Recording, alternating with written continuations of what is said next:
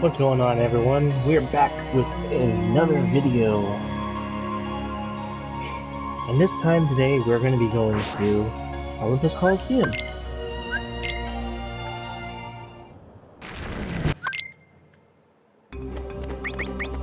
Olympus Colliseum is honestly a runner's worst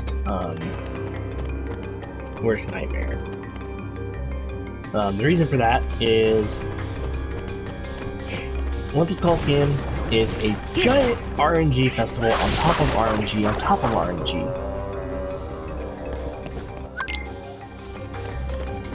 Every encounter, for the most part, it's seriously just a giant RNG fest.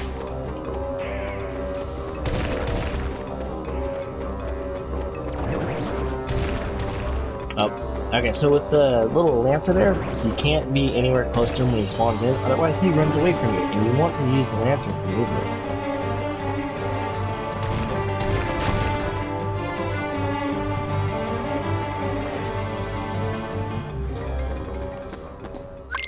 We have another cutscene skip here. As we make our way up to Hades. The very first, there's not really a whole much to explain on the way. Just had a little bit of movement. Oh, I didn't do it. A little plant there you can use for a little bit of extra movement.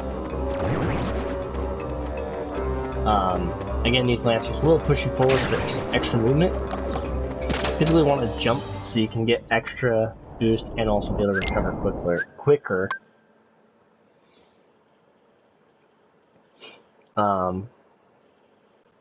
So with this first part with Hades, he's completely immune. So all that's going to happen is you're gonna slide dash into Hades and then do a fire. That's it. And that'll end this little portion. That's it. So now, for this menu, Orin stays in your party, and an important thing that I do.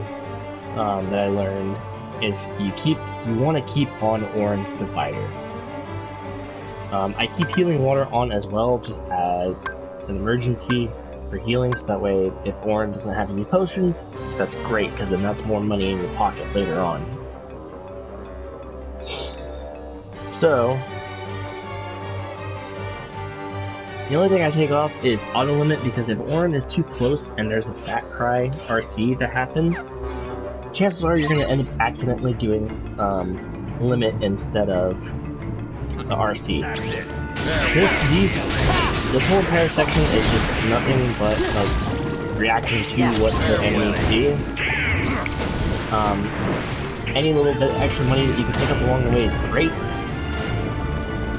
Don't go necessarily out of your way to try and pick up money, because that's just, there's no point to it for only 1 or 2 money.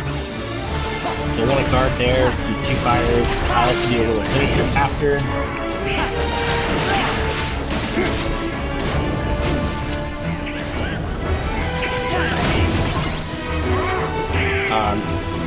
Hopefully, like, if everything goes well, the Lancers won't do their Lance Tug RC, and you just can proceed to keep beating down on them. So now is where the Batcry RCs come into play. RCs here are very valuable. If you're able to do them, great. If not, it's not the end of the world. It really helps speed this fight up on this last platform immensely.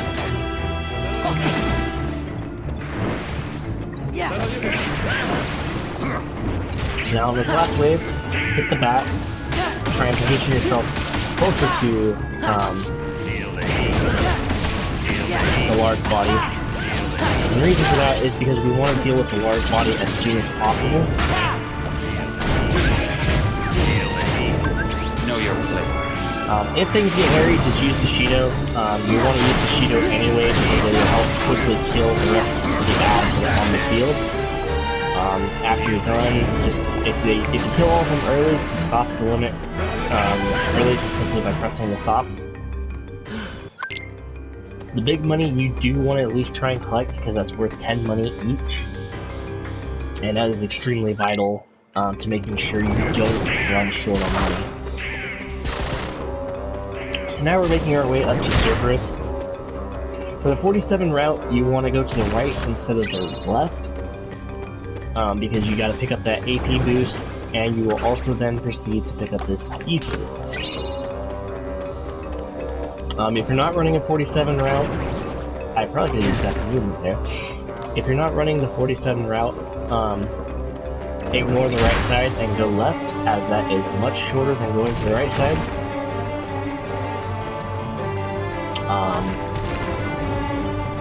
It'll save you at least like 12 seconds, I think, going the left side, because one, you're not dealing with the chest, and two,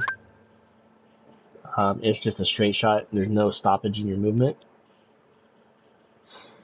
So now Cerberus, we're just trying to whittle him down to when he starts doing his flame breath attack.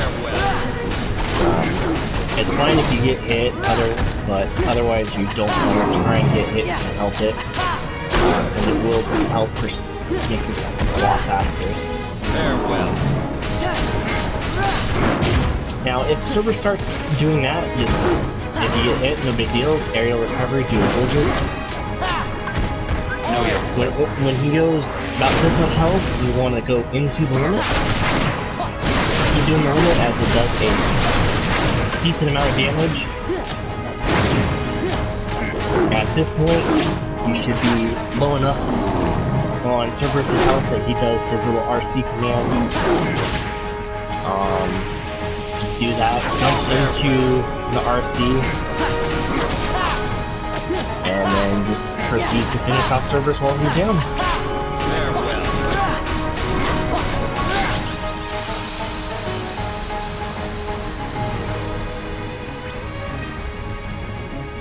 If at all possible, try to avoid dying. Warren will have potions and other goodies with him to keep you alive, but in the event that you die, it's not the end of the world because you will have Nikki, but it's so much slower than just doing the fight. If it was crit, then you'd want to take the death.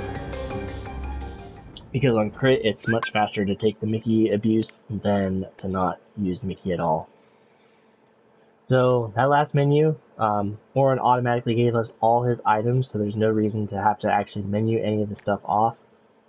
So we just gained an additional 2 or 3 potions, which will be used later on for selling purposes. So now, we have a cutscene skip. We're going to go into Valor here for some quick movement as we make our way to Phil. For another RNG festival of urns.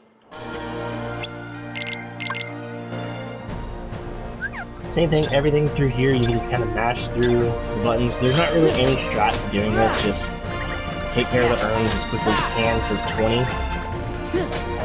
The best scenario is to just try and get a bunch of urns grouped up together so that you get a bunch of orbs. If you're able to keep track of how many orbs are already on the field, you can just kill like a bare minimum of the urns to be able to proceed on with getting the 20 that you need.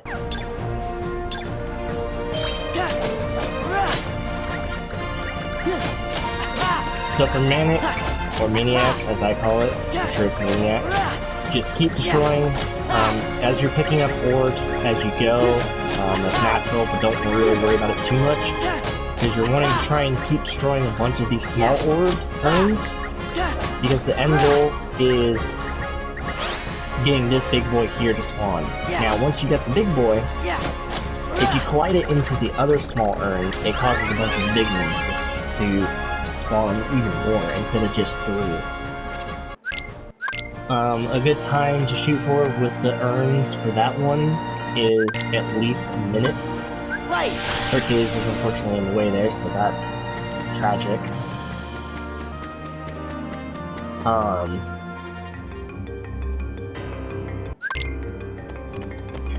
But yeah, a good time to at least try and shoot for with the Maniac urns is at least a minute left on the timer. If you could get more than that left on the clock, great. Otherwise, like, that's kind of your end goal for time that you're shooting for. Then here, we're now making our way to Demix. In this route, you'll go to the right, pick up another very valuable ether chest. Don't get hurt by that.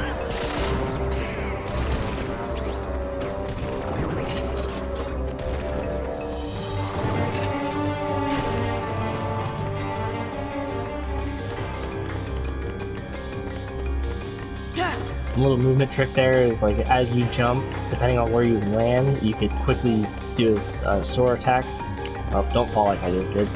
I had an itch on my chin, so I dropped your input.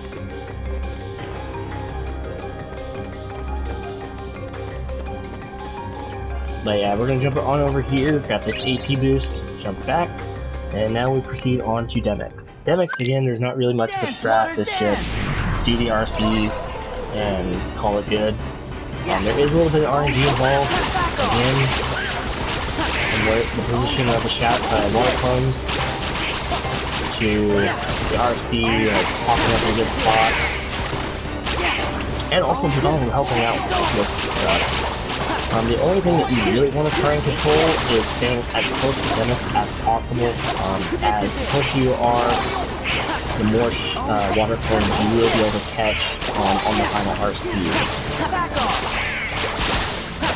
Not bad, Roxas. That was an extremely good water clone, not gonna lie. Typically you want to shoot for anything at least 40 to 45 is a decent time. Anything above that is incredible. I had really good luck there for that water clones.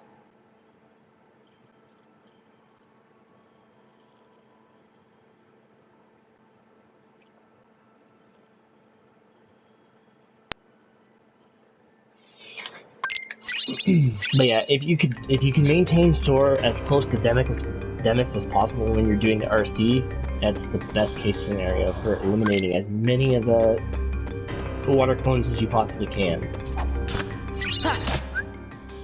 So a little quick movement there, lock on to that lantern. You're going to go into items, you're going to use your power boost and your AP boost. You're going to go back into your abilities. So something that you could do here as like a quick menu portion that I like to do is I take off guard immediately and I hit R1, which puts you immediately down to the aerial dive. And that's the only thing that you're throwing on for this time, because after this fight you'll have Trinity Limit, which you will be putting on immediately after, which will only take you 2 seconds to go down to here, versus going back up to here, then going back down, because you don't need guard for this next portion anyway.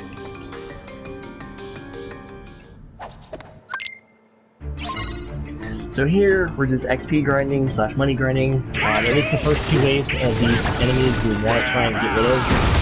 And at the same time, because we do not take Goofy's potions off, we're intentionally getting hit by Goofy to put us into a critical state of some sort, so that way Goofy will use up all his potions. There's stuff later on that you can do to take off Goofy's potions right away, so there's not any worry about that, but for the time being, this is just easier.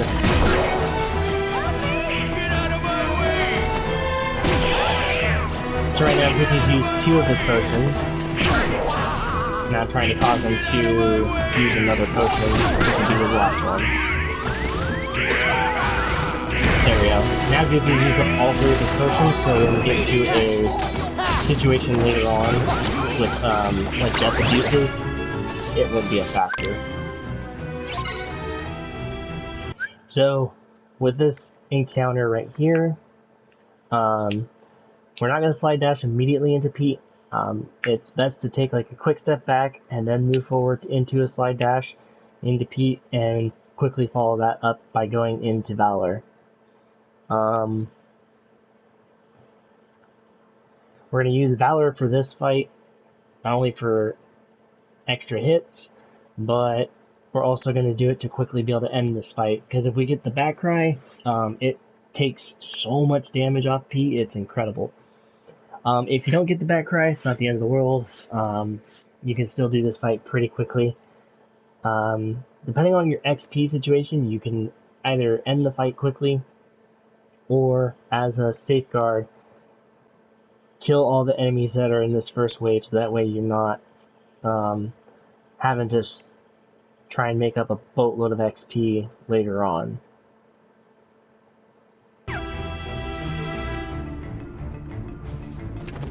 Let's go! So right now, nope, Donald's thundered,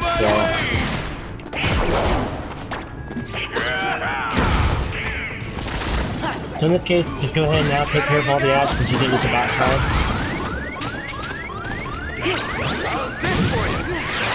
Unfortunately, the money in there is very valuable, but you're also trying to end the fight as quickly as possible.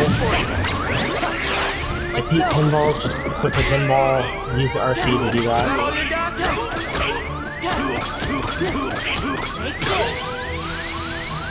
That fight was not very clean, unfortunately, but unfortunately Donald used Thunder and hit the bats, and that's unfortunately a chance that you take.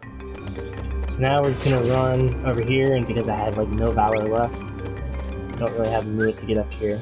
Now, we're gonna throw on a nifty little ability called Trinity Limit.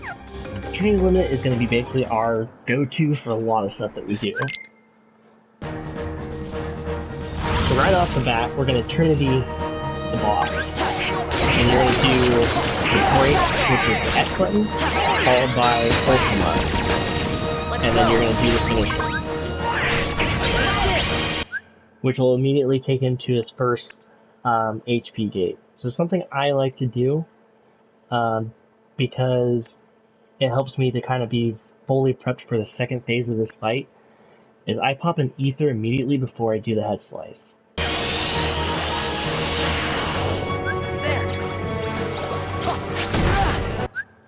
Now, something I want to note is there's two ways you can go about doing this, and it's all up to your preference.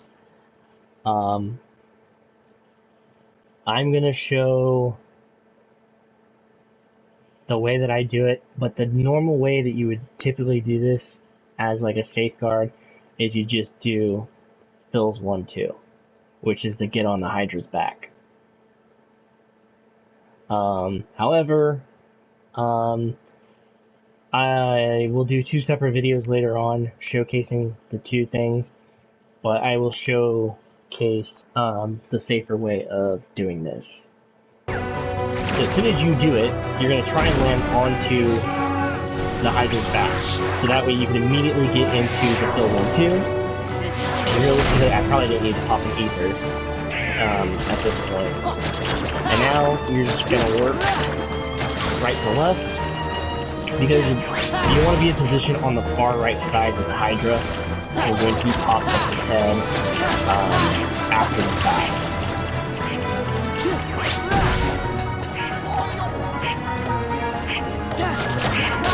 Now, normally you'd want to go left to right because of the positioning, but in this case, I like to go right to left. Target lock real quick, do break again.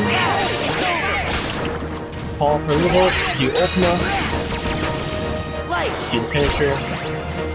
And depending on how good the hits are, which that was really good, you'll get a decent amount of damage done. So now, there are a bunch of different head patterns that can happen for the Hydra. There's good head patterns, there's the long head like, the good pattern you want is the long head pattern, but that doesn't typically happen, so usually you just want to try and do what you can with the heads, and if there's anything left, just quickly pop an ether or two, depending on how much MP is left, and just limit again to finish off the fight.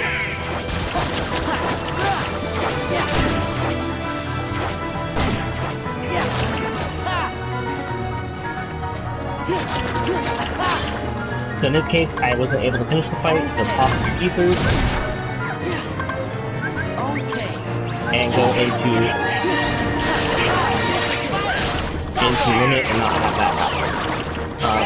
Okay. I got stuck on the Hydra, so just to safeguard, I'm doing everything. But typically, you don't have to go that much on that last Trinity. I just, unfortunately, the Hydra was starting to wind up, and I didn't have a chance to pop both ethers, so I got stuck on the bottom of the Hydra. But yeah, we're gonna get the Hero's Crest Keyblade, and now we're gonna get sent back to Hollow Bastion for a second time to deal with Winnie the Pooh. Hey, wait a minute. Yup, looks like And we're also going to get a summon as well. So we will quickly run through that, and then that will be the end of the video for.